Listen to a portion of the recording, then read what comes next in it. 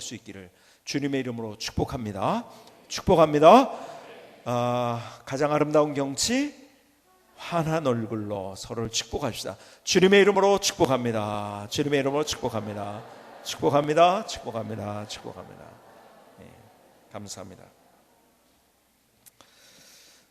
얼마 전에 친한 목사님으로부터 이런 얘기를 들었어요. 한 성도님이 10년 전에 딸이 결혼한다는 이야기를 한 거예요. 그래서 그 성도님에게 이렇게 얘기를 했대요. 시집을 가네 그랬대요. 그리고 10년이 지났습니다. 10년이 지난 바로 얼마 전에 그분을 만나가지고 얘기하다가 깜짝 놀란 거예요. 시집을 가네 하는 이 소리가 그 사람의 마음속에 어떻게 들렸냐면, 아니 그러면은 시집 가지, 그럼 뭐 우리 딸은 시집 못 갈 줄 알았단 말인가? 그리고 상처를 스스로 받은 거예요. 목사님은 축하한다고 한 얘기를 한 거예요. 근데 10년 전에 그 상처를 받았는데 문제는 뭐냐? 10년 동안 그 상처 때문에 목사님의 설교가 들어오질 않더래요. 그 이야기를 나누다가 우리 목사님이 저한테 그런 얘기를 하더라고요. 참 너무 마음이 아팠대요. 첫 번째는 뭐냐면, 나는 축하한다고 한 얘기인데 그분이 어떻게 그렇게 알아들었을까? 근데 두 번째 더 마음이 아팠던 것은, 10년 동안 설교를 제대로 못 들었다는 것, 이것이 얼마나 힘든 일이었을까 생각이 너무 힘이 들었대요. 여러분들이 혹시 저에게 상처를 가지신 분 있으면 다 용서해 주시기 바랍니다. 그리고 오늘 정말 하나님 앞에 우리의 굳은 살을 제거하고, 그리고 정직한 마음으로, 깨끗한 마음으로 그 마음의 신비에 오늘 하나님의 말씀을 신비의 보석같이 새길 수 있는 귀한 시간이 될 수 있기를 주님의 이름으로 축복합니다. 축복합니다. 오늘은요, 여자들에게 또 남자들에게 주님께서 이 교회에서 또 우리의 삶 속에서 어떻게 삶을 살아야 될 것인가 하는 것에 대한 아주 구체적인 이야기를 우리에게 해주고 있어요. 자, 제가 이 설교를 두 번에 걸쳐서 하려고 생각을 했다가, 그러면은 오늘 남자에게만 하는 말, 그럼 여자는에게 하는 말이 없잖아요. 그렇죠? 또 다음 주에는 또 남자에게 하는 말이 없잖아요. 그래서 이것을 한꺼번에 해야겠다 했기 때문에 제가 설교를 굉장히 많이 줄이고 또 줄였는데, 그럼에도 불구하고 여러분이 두 가지를 한꺼번에 하기 때문에 여러분들이 더 초롱초롱한 눈으로 저를 바라보시면서 제가 하는 이야기를 지금부터 이제 잘 따라오셔야 됩니다. 준비가 되셨습니까? 자, 먼저 남자에게 어떠한 삶을 살아갈까? 하나님께서는요, 남자에게 뭐라 그럴까요? 카운터 펀치를 한 방 날렸다고 할까요? 이것 딱 하나, 그거 하나면 해결되는 거다 하는 그 말씀을 주고 계세요. 오늘 본문의 8절을 다시 한번 보시겠습니까? 그러므로 각처에서 남자들이 분노와 다툼이 없이 거룩한 손을 들어 기도하기를 원하노라. 자, 무슨 말인가? 분노와 다툼을 버리라고 얘기합니다. 자, 그런데 보세요. 분노하고 싶어서 분노하는 사람 없어요. 그렇죠? 다투고 싶어서 다투는 사람 없어요. 왜 그럴까요? 그 속에 그 원인을 따져보면 남자들이 화내는 이유 가운데 가장 중요한 이유가 있어요. 그게 뭔지 아십니까? 자존심 때문에 그렇습니다. 남자들은 자존심 하나 가지고 먹고 삽니다. 그래서 남자들은 눈물 흘리는 것, 예로부터 남자들에 대해 생각할 때 남자다운다면 눈물이 없는 것이 남자다운 것이라고 이야기를 합니다. 왜? 그 알량한 자존심 때문에. 사실은 그 자존심이 상하는 이유 가운데 하나가 또 뭐냐면은, 사실은 우리가 가진 열등의식 때문인 거예요. 온전한 자존감이 없기 때문에. 그러니까는 그 자존심 흔들리면은요, 누가 자존심을 건드리면은요, 그걸 그렇게 견디하지는 못하는 거예요. 남자들은요, 사실 가만히 보면은 자존심 하나 가지고서 먹고 삽니다. 그러니까요, 차를 운전하다가 갑니다. 운전하는데요, 길을 잃어버렸어요. 어딘지 잘 모르겠어요. 근데 여자들이요, 창문을 열고 얼른 물어봅니다. 대부분이 그래요. 근데 남자들은 절대 안 물어봐요. 왜 그런지 아세요? 그 자존심 때문에 그렇습니다. 그러니까 내가 이거 찾아갈 수 있다는 거죠. 지도를 보고 할 줄 모르지만 여자들은 오히려 지도를 안 봐요. 그냥 문 열고서 모르니까 그냥 그렇게 하는 거예요. 근데 남자들은 안 물어봐요. 사실은요, 남자들이 손해를 보는 인생에 그래서 더 많은 것들을 얻을 수 있고 누릴 수 있음에도 불구하고 그렇지 못하는 중요한 이유가 뭔지 아십니까? 그 자존심 때문에 그렇습니다. 가만히 보세요. 그때 자존심 한번 안 부렸으면 괜찮은데 그 자존심 때문에 분노했고요, 자존심 때문에 쉽게 포기했고요, 자존심 때문에 내려놨고요, 자존심 때문에 안 됐던 얼마나 많은 것들이 있습니까? 근데 오늘 성경은 우리에게 말씀하시죠. 남자들에게 한마디를 딱 던지는데, 그래서 자존심 버려야 된다. 그래서 교회에서도요, 남자들이 항상 늦습니다. 같이 왔는데 이 신앙의 성장 속도가 남자들이 느려요. 왜 그런지 아세요? 그 자존심 때문에 그런 거예요. 그러니까는 좀 어떤 봉사일에 한 발을 내디뎌야 되는데 그게 늦어요. 왜 그런지 아세요? 자존심 때문에 그래요. 아니, 봉사를 하다가 여자들은요, 문제를 만나잖아요. 참 여자들 얼마나 많은 문제들, 뭐 때로는 다투기도 하고 뭐 하고 막 그러는데 또 금방 하하하고서 또 하고 또 하고 그러는데, 남자들은요, 한번 그 봉사를 하다가 탁 놓으면은 그냥 끝이에요. 왜 그런지 아세요? 그 자존심 때문에. 내가 이런 소리 들으려고 이런 일 했나? 그 자존심 때문에. 성경은 우리에게, 남자들에게 하는 얘기 가운데서 너 자존심 버려야 돼. 그런데요, 자존심을 또 버려야 한다고 버리는 게 아니잖아요. 그렇죠? 그래서 이렇게 성경은 얘기하는 거예요. 8절은 그러므로 각 처에서 남자의 분노와 다툼이 없이 거룩한 손을 들어 기도하기를 원하노라. 거룩한 손을 들어라. 여러분, 기도할 때 성경의 표현은요, 손을 들라고 이야기를 합니다.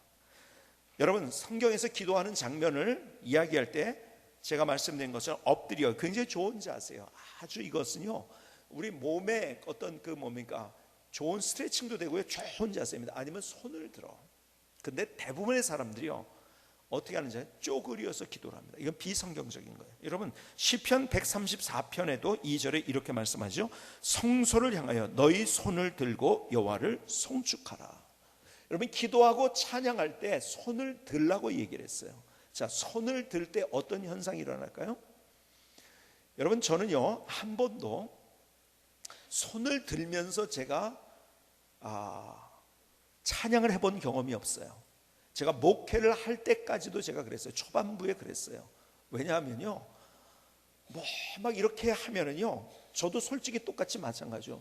뭐 그렇게 손 들고 하나, 뭐 그러니까 그러니까 명예나 아니면 인격이나 아니면 내 어떤 것들이 깎여버리는 것 같은 그런 마음이 드는 거예요.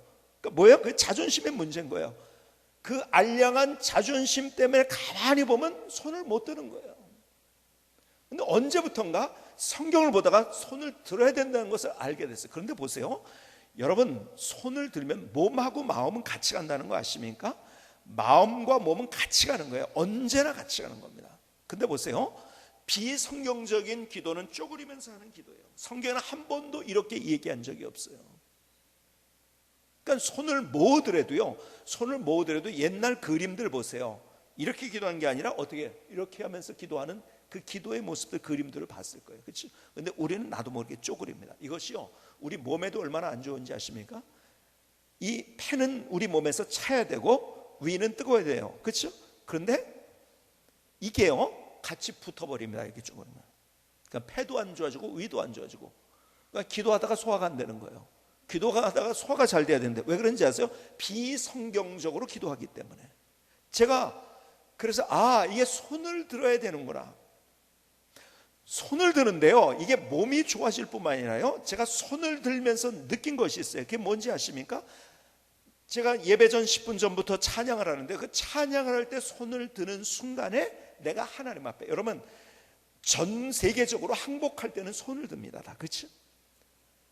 내 힘이 아니라, 내 능력이 아니라, 내가 가진 어떤 것이 아니라, 내 자존심이 아니라, 하나님 다 항복합니다. 다 내려놓습니다. 그리고 하나님의 은혜를 구합니다. 나도 모르게 내 속에서 그러한 기도가 그냥 나오는 거예요. 손을 들므로 인해서. 그래서 저는 언제나 찬양할 때 처음부터 끝까지, 처음에는요, 제가 손 들 때요, 한 1, 2분 들면은 부들부들 떨렸어요. 이게 왜요? 버릇이 안 됐기 때문에, 습관이 안 되기 때문에. 그러나 몇 시간을 들어도 될 수 있을 만큼 이제 하나님, 그러니까 예배를 드리면서 처음에 하나님 앞에, 하나님 내가 가진 것 다 내려놓습니다. 항복입니다. 하나님의 은혜를 구합니다.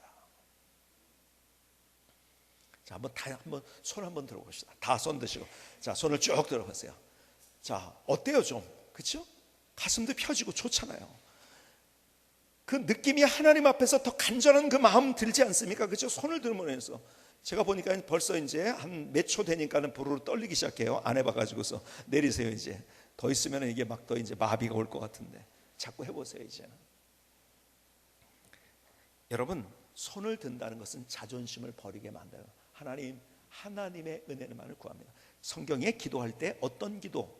하나님, 나를 불쌍히 여겨 주시옵소서. 하나님, 내가 이래봬도 이런 사람이에요. 이 자존심이 아니라 하나님, 그 모든 것들 다 내려놓고 하나님, 나를 불쌍히 여겨 주시옵소서. 하나님, 나를 긍휼히 여겨 주시. 거기서 우리가 하나님을 만나는 거예요. 근데 나도 모르게 자꾸 특별히 남자들이 가진 것 가운데 하나는 이 자존심. 그렇지? 자, 그런데 보세요. 이 손을 올리게 되면은요. 자, 보세요. 우리가 이렇게 하면 일상을 살아가면서 어떻게 되는지 아십니까? 이 컴퓨터를 한다, 뭘 한다, 일을 한다, 또 이게 막 하다 보면요, 나도 모르게 이게 굽어집니다. 이렇게 굽어지는 것은요, 좋은 게 아니에요. 그러니까 일단 이렇게 굽어지면은 뒤에서 이렇게 여러분이 보면 그 사람 얼굴도 찡그러져 있습니다. 굽어지면 일단. 근데 이렇게 펴진 사람은 얼굴도 펴져 있어요. 이렇게 굽어지면 마음도 안 좋아진다는 거예요. 그렇죠? 근데요, 이렇게 함으로 인해서 나도 모르게 욕심을 가지고서 있을 땐 굽어지는 거예요. 그렇죠? 잡아야 되니까. 그런데요, 이렇게 하면은 다 펴지는 거예요. 그러니까 손을 들면 욕심을 포기하게 됩니다. 그리고 손을 들면은요, 가슴을 펴기 때문에 여러분 어떤 일을 하더라도 앞만 보고 일하면 그것처럼 참 미련한 것이 없어요.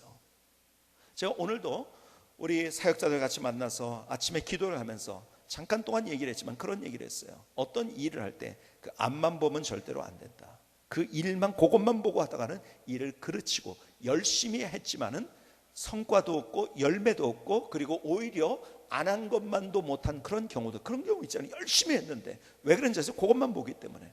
그래서 일을 할 때는 전체를 볼 줄 알아야 되고 미리 시나리오를 쓸 줄 알고, 그러니까 그려보는 거죠. 그렇죠? 그래서 여기 건물을 지을 때도 보세요. 이 건물을 짓는데 그냥 열심히 짓기만 해보세요. 내가 아무리 열심히 해도요, 그건 무너지는 쓸모없는 집인 거예요. 어떻게 해야 됩니까? 설계도가 있어야 되는 거예요. 그렇죠? 전체 그림이 없으면은 좋은 집을 지을 수가 없는 거예요. 그러니까 우리의 삶 속에도 마찬가지로 어떤 일들을 하기 전에 사람들이 나 열심히 했는데 왜 이렇게 됐습니까? 하지만 그게 뭐냐면 전체를 못 봤기 때문에 그런 거예요. 전체 앞도 보고 뒤도 보고 좌우를 볼 줄 아는. 그래서 가슴을 펼 때 내가 여기서 멀뚱해서 이거 하지 그랬던 것이 이렇게 펼 때 내가 전체를 볼 수 있는, 그리고 하늘을 볼 수 있는. 여러분, 손을 드는 이유 가운데 하나가 뭐냐면 위를 바라보는 거예요. 위를 바라보는.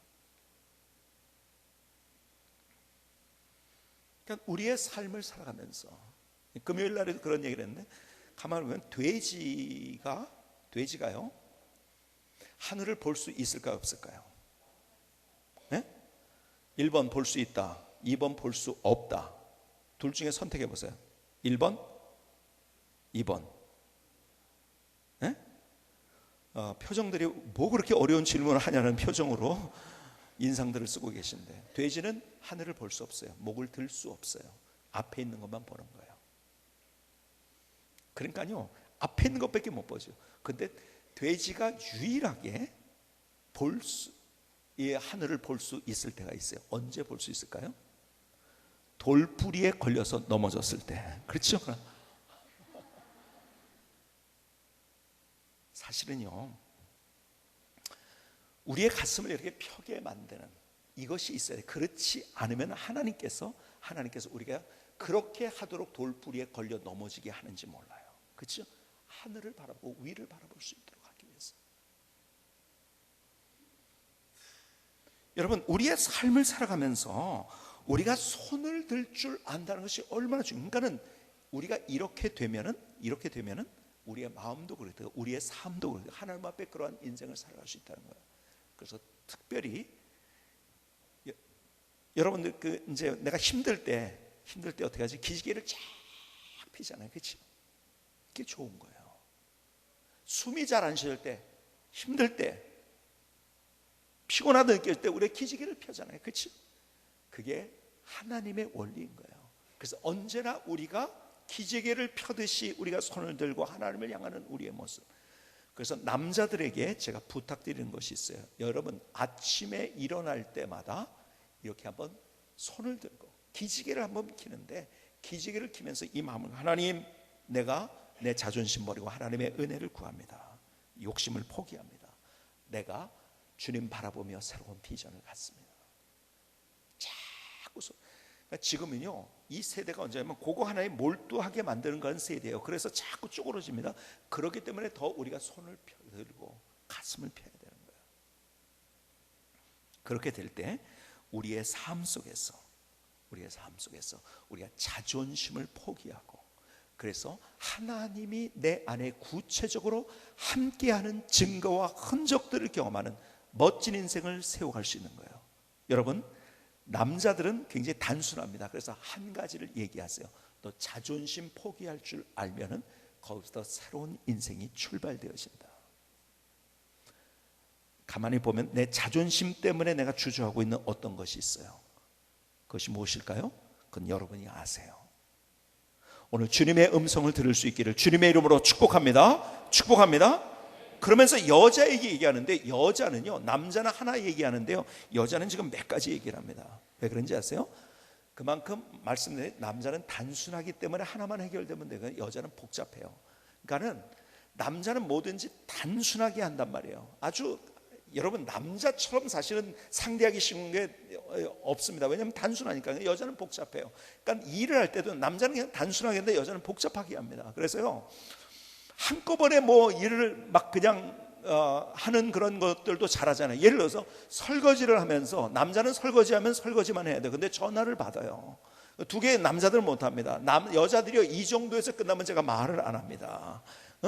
그러면서 TV를 봅니다. 설거지를 하면서 전화를 하면서 TV를 봐요. 여기까지만 하면 내가 말을 안 해요. 애들이 숙제를 하는지 안 하는지 그걸 보고서, 야, 너 숙제 안 해! 그럽니다. 참 대단한 능력을 가진 사람들이 여자들이, 사실은 남자들보다 더한 능력을 가진 사람들이 여자들이에요. 그렇죠? 남자들은 단순하다고 그랬죠. 그래서 여자들은 뭐예요? 그 연속극을 보는데, 막 연속극은 요즘은 꼬이고 또 꼬이고 막 이렇게 꼬여가지고서 막 한참 보려면 되게 복잡해서 저게 뭐지 그래요, 남자들은. 그러니까 남자들에 비해서 여자들이 연속극을 좋아하는 거예요. 남자들은 단순하니까요, 그 복잡한 건 싫어요. 막 꼬이고 꼬인 복잡한 건 싫어. 그러니까 단순하게 스포츠를 좋아하는, 1대0, 아 이겼네, 아 2대1 역전당했네, 아주 단순한 것들. 그러니까 단순하게 한마디를 주님께서 이제 남자들에게 하시는 거예요. 근데 여자들에게, 지금 복잡한 여자들에게 중요하게 세 가지를 얘기합니다. 지금. 자, 오늘 본문을 다 이제 읽었으니까요, 제가 읽는 거 생략을 하면서 첫 번째는요, 뭐냐면 거치장보다 안치장을 하라는 거예요. 여기서 먼저 우리가 생각해야 될 게 이거예요. 이 귀절을 보다가 이런 사람들이 있어요. 여자는 아무것도 하지 말라는 말, 이 말 아닙니다. 여러분, 지금 어떤 상황에서 이 말씀을 주고 있는지를 여러분들이 알아야 돼요. 성경은요, 하나만 보면 그건 이단이에요. 전체를 봐야지 성경을 제대로 이해하는 거예요. 숲 전체를 보고 그 다음에 하나를 봐야지, 하나만 보고, 이단은요, 그거 하나만 가지고서 막 어쩌고저쩌고 합니다. 근데 전체를 보는데, 자 보세요. 전체를 보면 그 당시에 초대교회는요, 어떤 교회였냐면, 특별히 초대교회가 여자들에 의해서 움직였던 교회입니다. 자, 사도행전 8장 3절을 볼까요? 뭐 많은 증거들이 있지만은 내가 몇 가지만 제가 말씀드릴게요. 사울이 교회를 잔멸할 때 각 집에 들어가 남녀를 끌어다가 옥에 넘기니라. 여기 보니까 여자 얘기를 잘 안 하거든요. 그 당시 문화에서는. 근데 남녀라고 분명하게 기록을 합니다. 남녀. 그러니까 여자들까지 고난과 박해를 받았던 것 같습니까? 무슨 말인지 아세요? 여자들이 열성적이었다는 거예요. 그렇죠? 여러분, 마가의 다락방에서 120명의 성도들이 거기서 놀라운 하나님의 은혜를 경험하고, 또 거기에서 사실은 초대교회가 시작이 된 거예요. 그렇죠? 그 120명 중에서 몇 명이 남자고 몇 명이 여자였을까요? 여러분, 학자들에 의하면은 남자들은 한 15명밖에 되지 않았대요. 그러면은 100명 이상이 거기에 모였던 사람이 여자였던 거예요. 대단하지 않습니까? 마가복음 15장 40절, 십자가 사건에서 이 장면을 여러분의 머릿속에 한번 그려보시고 마가복음 15장 40절입니다. 멀리서 바라보는 여자들도 있었는데 그 중에 막달라 마리아와 또 작은 야고보와 요셉의 어머니 마리아와 또 살로메가 있었으니 이들은 예수께서 갈릴리에 계실 때에 따르며 섬기던 자들이요 또 이외에 예수와 함께 예루살렘에 온 여자들도 많이 있었더라. 예수님이 십자가상에 달려 돌아가실 때 제자들 다 도망갔어요. 남자들 다 도망갔어요. 근데 그걸 보고 있었던 사람이 누군지 아세요? 여자들이었다는 거예요. 여러분, 여자들이 얼마나 대단한지 아십니까? 참, 사실은요, 세상을 정복하는 것이 남자인 것 같지만 그 남자를 정복하는 게 누구라고요? 여자라고 하잖아요. 그렇죠? 자, 유대인들을 얘기할 때 유대인들이요, 아버지가 유대인이야, 엄마는 유대인이 아니야. 그럼 자녀는 유대인인가요? 아닌가요? 아버지가 유대인이야, 자녀가 유대인인가요? 아닌가요? 유대인이 아니에요. 아세요? 근데 아버지는 유대인이 아니야, 엄마가 유대인이야. 그럼 자녀는 유대인인가요? 아닌가요? 유대인이에요. 기가 막힌 거 아닙니까? 사실은요, 여자들의 역할이 훨씬 더 크다는 거예요. 훨씬 더 크고 그 역할이 있다는 거예요. 그런데 오늘 본문에서 얘기하는 것은 그래서 여자들 일하지 말라? 아니면 여자들 아무것도 아니다? 이 얘기하는 거 아니에요. 너무 커져 있는 여자들, 그래서 모든 것들을 주도하는 여자들을 향해서 지금 그래서 너희들이 이렇게 해야 된다는 얘기하고 있어요. 그 첫 번째가 뭐냐면 바깥 단장보다 거치장보다 안치장을 하고 그리고 안단장을 해라. 여러분, 우리가 중요한 거, 여자들은 겉에 보이는 거 굉장히 중요시하게 생각하잖아요. 그래서 화장을 하고 옷을 입고 하는 거, 남자들은 그냥 대충 하는데 여자들은요 굉장히 열심히 그걸 합니다. 근데 보세요, 화장을 해야겠죠. 그러나 화장을 하는데 화장하는 것보다도 중요한 것은 내가 얼마나 내 안에 주님이 주시는 평안과 기쁨이 있느냐. 그래서 얼굴이 환해져야 되는데 화장을 정말 세계적으로 인류로 뭐 제일 비싼 거 해가지고서 뭐 화장품이 뭐 그냥 몇백만 원짜리 있다고 봅시다. 근데 인상 쓰고 있어요. 그것보다 웃긴 건 없는 거예요. 그렇죠? 그러니까요, 요즘 제가 이런 얘기를 합니다. 여자들에게서는 여러분, 예수님이 그림을 그릴 때 옛날에 후광을 항상 그렸어요. 후광이 있죠. 그렇죠? 그런데 우리 안에 뭐가 있어야 돼? 그래서 우리는 앞광이 있어야 된다. 그런 얘기를 합니다. 뭡니까? 앞에 얼굴에서 빛이 나야 된다는 거죠.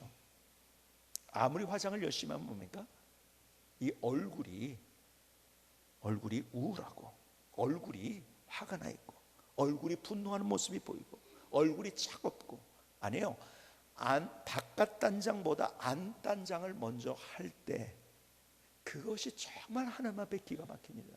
그러니까 여러분들 화장을 하면서도요, 하나님, 내 얼굴이 속에서부터 오는 빛 때문에, 주님 때문에 더 환해지고 내가 화장을 하는 어떤 것보다 더 멋진 얼굴이 되게 해주세요. 이 마음을 가지고 기도하는 거예요.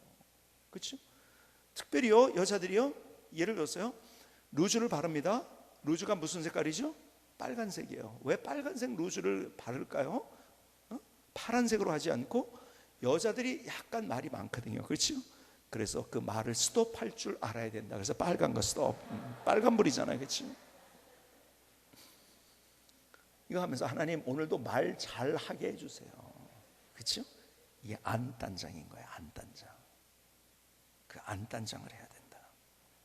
옷을 입을 때도 좀 단정하게 입어라. 우리가 지금 여름 정장 기간, 그래서 여러분이 말씀드린 대로 정장이라는 것은 그 시대와 그 사회의 합의 아닙니까? 그렇죠?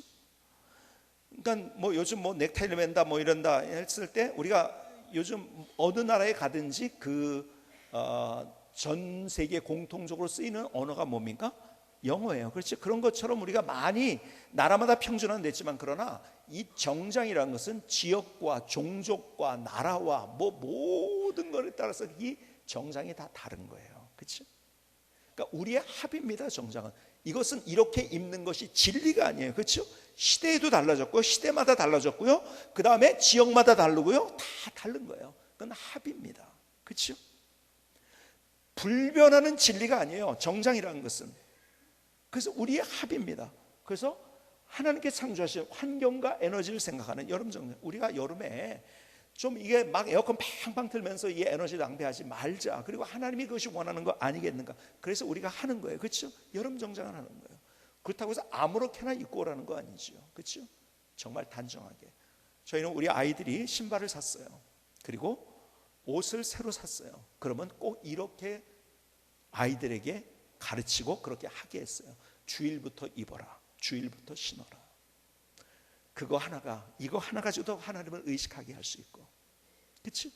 내가 오늘 오면서도 그냥 일주일 동안 입었던 그런 옷이 아니라 오늘, 여러분, 오늘 내가 처음으로 깨끗한 옷을 내가 입으면서 하나님 앞에 나올 때 그것이 준비된 예배가 되는 거고, 그것이 단정한 것이고, 아무렇게나 입고 쓰레빠 찍찍 끄고서 오면은 그냥 그러다가 에이 그냥 뭐 예배 한번 때웠지 뭐 그러고 가는 거예요. 그러나 벌써 내 옷이 단정되게 돼 있을 때 그것이 내 마음도 또 그렇게 된다는 거죠. 단정해라. 그런데 겉치장보다 안치장을 할 줄 알아야 된다 하는 말씀은. 두 번째 여자에게 하는 두 번째가 말을 잘해야 된다는 거예요. 여러분, 이 말이라는 것은요,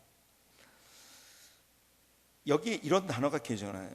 디모데전서 2장 11절 한번 보십시다. 여자는 일제 순종함으로 조용히 배우라. 여자가 가르치는 것과 남자를 주관하는 것을 허락하지 않으니 오직 조용할지니라. 이는 아담이 먼저 지음하고 하와가 구우며 아담은 속은 것이 아니고 여자가 속아 죄에 빠졌습니다. 여기서 조용이라는 말이 계속 등장. 오늘 본문에 계속 등장을 해요. 뭐냐? 말을 좀 잘해야 된다. 여러분, 사실은요, 우리 말 때문에 우리가 실수하고, 말 때문에 사이가 갈라지고, 말 때문에 갈등하고, 말 때문에 내가 받을 복을 못 받고 하는 그런 경우들이 얼마나 많은지 모릅니다. 그렇죠? 여러분, 말은 내 생각에서 나옵니다. 근데 그 내 생각은 내 해석에서 나온 거예요. 사람마다 해석이 달라요. 똑같은 걸 봤지만 해석이 달라. 그렇죠? 똑같은 걸 봤지만. 그러니까 똑같은 말을 들으면서도요, 다 다르게. 요즘 그런 얘기 들어보니까 대한민국 언론 보도 사례, 이런 얘기 들어보니까 예수님께서 죄 없는 자 저 여인에게 돌을 던지라. 그랬더니 언론에서 뭐라고 하는지 아십니까? 잔인한 예수, 연약한 여인에게 돌 던지라고 사주. 근데 이게 웃기는 얘기같지만 실제적으로 그런 일들이 계속 일어나고 있는 거예요. 예수님께서 위선적 바리새인들에게 분개 독사의 자식들아 했죠. 언론 뭐라고 했는가? 예수 국민들에게 새끼 막말 파문. 석가모니가 구도의 길을 떠났잖아요. 그렇죠? 그랬더니 언론에서 뭐라고 하는지 아십니까? 국민의 고통 외면 제 혼자 살 길만 찾아나서. 석가가 천상천하 유아독존이라고 했잖아요. 그렇죠? 그랬더니 언론에서 뭐라고 하는지 아십니까? 오만과 독선의 극치, 국민이 끝장내야. 소크라테스가 악법도 법이라고 했어요. 그렇죠? 그랬더니 언론에서 뭐라고 하는지 아십니까? 소크라테스 악법 옹호 파장. 그것이 헤드라인입니다. 소크라테스가 너 자신 알라. 언론에 소크라테스 국민을 바보 취급하며 반말 파문. 요즘 명량이라는 영화가 지금 아주 사람들에게 히트를 치고 있는데요, 이순신이 이런 얘기를 했잖아요. 내 죽음을 아무에게도 알리지 말라. 그랬더니 언론에서 뭐라고 하는지 아세요? 이순신 부하에게 거짓말하도록 지시, 도덕성 논란 일파만파. 김구 선생이 이런 얘기를 했어요. 나의 소원은 첫째도 둘째도 셋째도 통일입니다. 그랬더니 언론에서요, 김구 통일의 눈멀어 민생과 경제 내팽개쳐. 스피노자가 이런 얘기를 했죠. 내일 지구가 멸망해도 나는 오늘 한 그루의 사과나무를 심겠다. 언론에서 스피노자 지구 멸망 악담, 전 세계가 경합 분노. 근데 이게 진짜 참 그런 경우들이, 저도 언론에 관한 것들을 몇 번 당해보고 그런 것들이 있지만 사실이 아닌 걸 가지고서 사실로 만들더라고요. 그리고 거기에서 전체 맥락은 빼놓고 하나를 빼가지고서 그 사람의 말을 완전히 꽈배기 해가지고, 근데 그것이 언론만이 문제가 아니라 우리의 삶 속에 똑같은 말을 들었는데도 그것을 자기 해석에 따라 다르게 얘기를 한다는 거예요. 자, 보세요. 우리가 말을 하는데 내가 분명히 그걸 분명히 봤어도요, 우리가 잘못 볼 수가 있고, 그리고 내가 봤어도 그것은 불안정한 경험. 그리고 자기 경험에 의해서 해석합니다. 자, 어떤 사람이요, 어딜 가다 보니까요, 자기가 아는 어떤 사람이 술집 앞에 서 있어. 예를 들어서 그러면요, 술집에 자주 가는 사람은 자기 경험에서 저 사람 술집 갔다 나왔네, 이렇게 합니다. 근데 술집을 전혀 가지 않는 사람은요, 술집 갔다가 나왔다는 생각 자체를 못해요. 제가 무슨 말씀하는지 아십니까? 똑같이 봤지만은 내 경험에 의해서 나는 해석을 한다고요. 내가 어떻게 경험했냐에 따라서. 그러니까 내가 봤지만은요, 그것이 내 해석이란 말이에요. 여러분, 그런 경우들이 얼마나 많은지 몰라요. 제가 지난주에도 이러한 일들이 몇 차례 일어났는데 그 얘기를 하면 또 어떤 분의 또 프라이버시를 건드리는 것 때문에 제가 다 말을 못하지만, 여러분 그런 거 많이 경험하잖아요. 그렇죠? 예를 들었어요, 제가 오래전에 그런 얘기 드린 적도 있잖아요. 실제로 어느 교회에서 일어났던 일이에요. 가는데 목사님이 이제 운전하고 가다가 뭐가 인사이트이 떠오르는 거예요. 그래서 막 볼펜으로 적었죠. 볼펜으로 적고 앞에 차가 이제 출발하니까는, 출발하는데 자기는 계속 이제 그러다가 볼펜을 사용하니까 자기도 모르게 이걸 입에다 탁 물은 거예요. 그런데 거기에 교회 다니지 얼마 안 됐던 초신자가 그걸 본 거예요.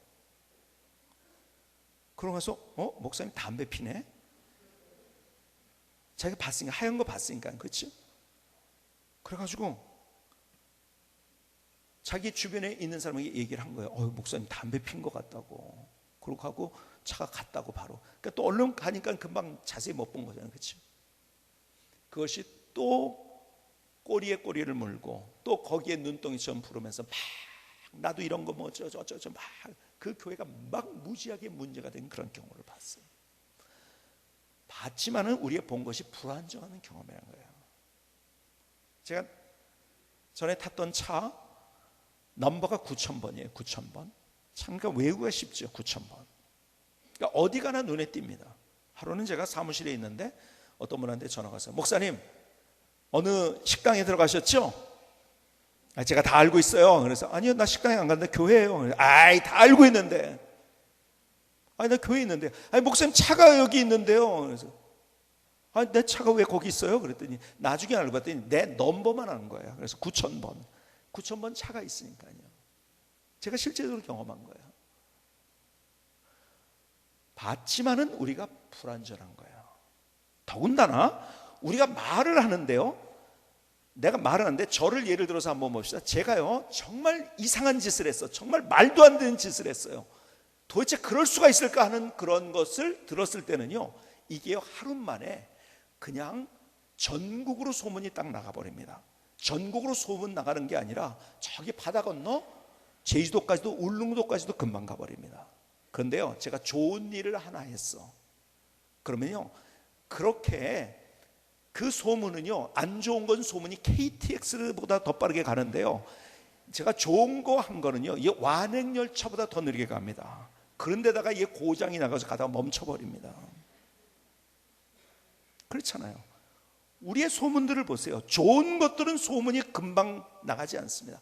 근데 안 좋은 것은 사실이 아니래도 그게 너무 신기한 거야. 그냥 그렇게 나와. 그리고 그렇게 돼버리는 거야. 확인도 안 해보고. 그렇기 때문에 특별히 여자들은 말을 많이 하지, 남자보다. 그래서 말을 잘해야 된다. 말을 아껴야 된다. 이 얘기를 해주고 있는 거예요. 여러분, 말에 대한 성경의 규절이 얼마나 많은데, 그런데 성경에서 우리에게 하고 있는 말 때문에 너 잘못될 수 있다는 경고도 많고요, 말 때문에 정말 축복받을 수 있다는 말도 많은데요, 그래서요 잠언 17장에서 제일 많이 성경에서 하는 이야기가 뭐냐, 지혜가 뭐냐고 얘기할 때 잠언 17장 27절에 말을 아끼는 자는 지식이 있고, 누가 지식이 있는가, 누가 지혜로운가, 말을 아끼는 자는 한 번 더 하고 싶은 얘기 안 하는 것. 자, 28절을 볼까요? 잠언 17장 28절에 미련한 자라도 잠잠하면 지혜로운 자로 여겨지고 그의 입술을 닫으면 슬기로운 자로 여겨지느니라. 성경에서 지혜를 얘기할 때 말에 대한 얘기를 하면서 말을 지혜롭게 하는 방법은 좀 덜 하면 된다는 거예요. 말을 좀 덜 하면 그건 지혜로운 자가 돼요. 그러니까 성경에서 계속, 특별히 잠언에서는요, 지혜서잖아요. 그 지혜서에서 얘기한 것 가운데 우리의 제일 크게 얘기하는 것, 제일 많이 얘기하는 건 말에 관한 얘기예요. 매장마다 말 때문에 실수하고, 내가 말 때문에 내가 받아야 할 복을 못 받고, 말 때문에 괜히 상처받고, 말 때문에 우울하고. 그래서 말을 아낄 뿐만 아니라 이왕 말을 할 때는 어떤 말? 좋은 말을 해야 된다. 좋은 말. 그렇죠? 격려해주고 용기를 북돋워주는 그런 말들. 그런 말들이 많이 있잖아요. 그렇죠? 근데 우리는 습관이 뭐냐면 격려보다도 우리는 정죄하고, 그리고 손가락질하고, 저 사람은 왜 저런지 모르겠다, 이것이 우리의 습관이 되어버린 거예요. 더 격려해주고 좋은 말을 하죠. 말을 아끼고, 그리고 말을 하되 좋은 말을 하라고 우리에게 말씀해주고 있는 거예요. 자, 안단장이 중요하다, 말을 잘해야 된다. 세 번째, 여자들에게 하는 얘기, 순종을 얘기합니다. 자, 보세요. 왜 그런지 아세요? 여자들이 오히려 남자들을 누르는 시대에, 아니 전 세계 역사를 보면 사실 여자가 남자를 누른 거예요, 사실은.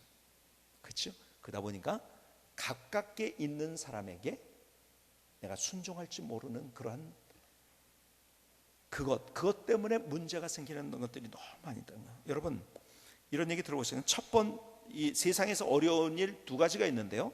첫 번째 어려운 일이 뭔지 아세요? 내 머릿속에 있는 걸 남의 머릿속에 집어넣는 것. 이것이 가장 어려운 일 첫 번째래요. 그렇죠? 두 번째는 뭐냐면 남의 호주머니에 있는 돈을 내 호주머니로 가져오는 것. 이것이 두 번째로 어려운 거예요.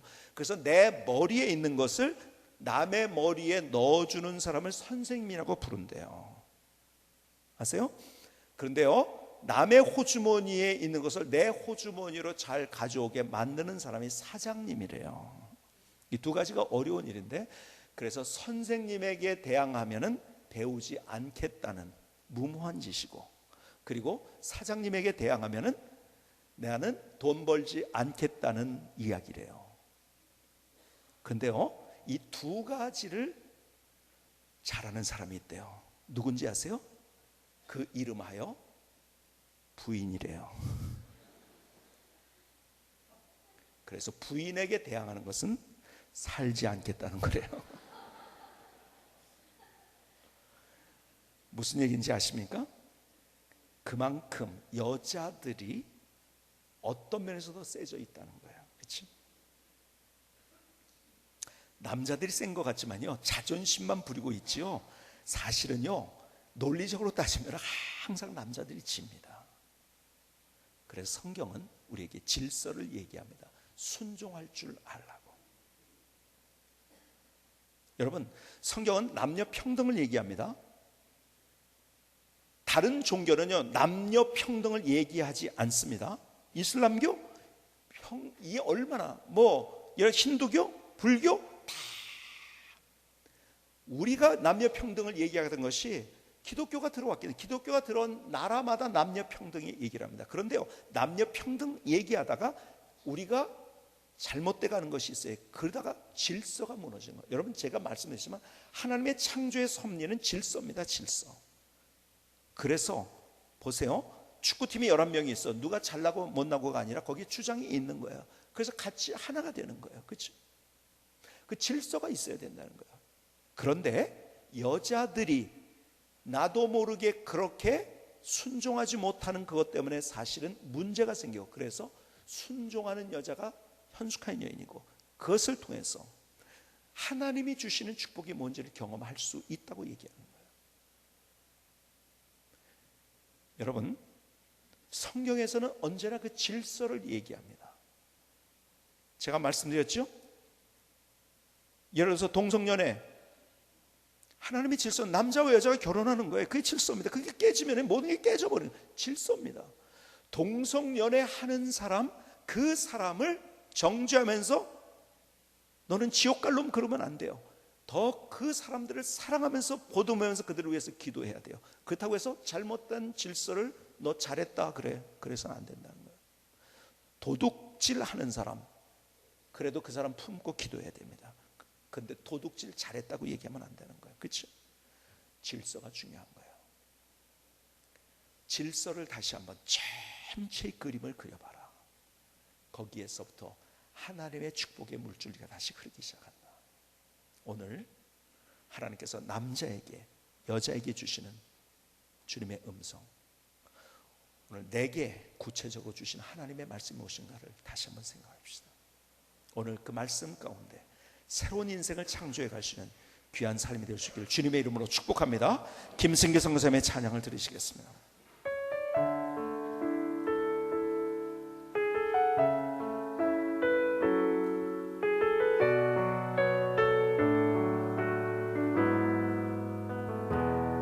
주님의 이름으로 자존심을 버리고 주님의 이름으로 손들어 기도하세요. 거치장보다 내면에 지장을 하고 경우에 합당한 멋진 언어를 사용해요.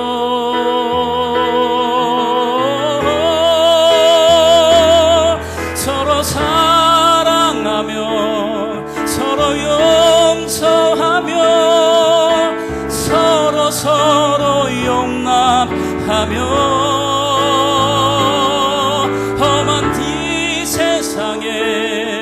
다리가 되어 행복한 삶을 가꾸어요.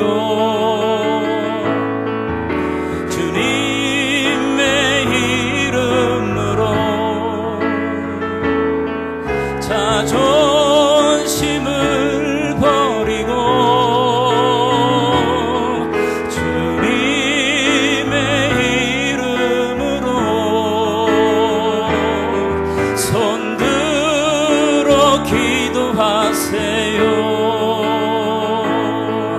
거치장보다 내면에 지장을 하고 경우에 합당한 멋진 언어를 사용해요.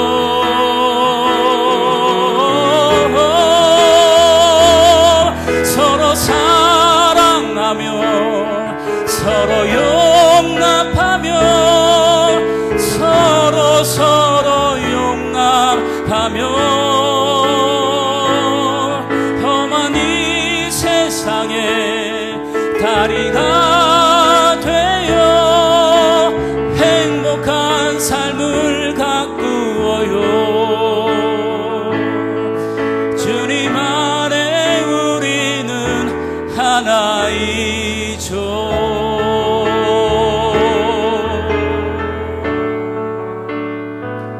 아멘. 하나님, 나의 고백입니다. 하나님, 나의 노래입니다. 나를 받아 주시옵소서. 미련한 것이 뭔지 아세요? 오늘 설교를 듣고 거봐, 설교 들었잖아, 당신 이래야 된다고. 그게 제일 미련한 거예요. 그렇죠? 하나님은 지난주에 말씀드린 것처럼 나의 삶의 기도 가운데 내가 먼저 변화된 걸 원하고 계세요. 제가 그래서 그 순종으로 새로워졌던 어떤 분의 간증, 제가 마지막으로 좀 읽어드릴게요. 저희 가정은 그야말로 일촉즉발 위기의 가족이었습니다. 이혼을 생각할 정도로 심각했었죠. 매일마다 이어지는 부부싸움, 그로 인해 부부간의 언성도 높아지고 아이들이 있는데도 불구하고 욕설이 오고 갈 때도 있었죠. 그럴 때마다 아이들은 숨죽이며 각자의 방으로 들어가서 귀를 틀어막고 불안에 떨고 있었습니다. 그렇게 저희 가정은 지옥 같은 하루하루를 보내고 있었습니다. 그러던 어느 날 지혜로운 엄마로 만들어준다는 말에 저는 겁도 없이 마더와이즈에 합류하게 되었습니다. 첫 번째 지혜편을 시작했습니다. 모두 10강으로 이루어진 강의였죠. 1강, 2강, 3강, 4강까지는 참 좋았습니다. 하나님과의 관계에 대한 이야기였으니까요. 하나님은 나를 사랑하시고 또 내가 하나님, 예수님 안에, 예수님이 내 안에 계신다는 강의였으니까요. 얼마나 좋았겠어요. 그런데 그것도 잠시 드디어 말도 안 되는 강의가 시작된 거예요. 바로 남편과의 관계라는 주제로 시작되는 강의, 그것이 정말 받아들이기 힘든 남편에게 순종하고 복종하라는 내용이었습니다. 강의를 듣고 묵상을 하려 하면 참기 힘든 분노가 치밀어 올랐습니다. 저희 하루는 눈을 뜨면 아침 준비하고 아이들을 깨워 씻기고 옷 입히고 밥 먹이고 학교에 보냅니다. 학교에 가면 그제서야 남편과 막내딸이 일어나죠. 그럼 또 막내를 씻기고 또 옷 입히고 밥 먹이고 어린이집에 보냅니다. 그렇게 아이들이 가면 청소가 시작되죠. 산더미처럼 쌓여있는 설거지와 지저분한 방들, 엄청난 양의 빨래들, 냄새나는 화장실까지 청소하고 나면 저는 힘이 빠질 대로 빠집니다. 힘들지만 이제부터는 가게로 나가야 합니다. 진정한 노동은 여기서부터지요. 그런데 왜 저한테 그러시냐고요? 왜 자꾸 저보고 참으시라는 거예요? 남편을 보세요. 남편은 저를 도와주도 않고 오직 시댁 식구들밖에 모르잖아요. 제가 잘못된 것이 아니고 남편이 잘못됐다고요. 그런데 왜 자꾸 저한테 변하라고 하시냐고요? 하면서 하나님께 대들었습니다. 묵상도 하기 싫어서 안 했습니다.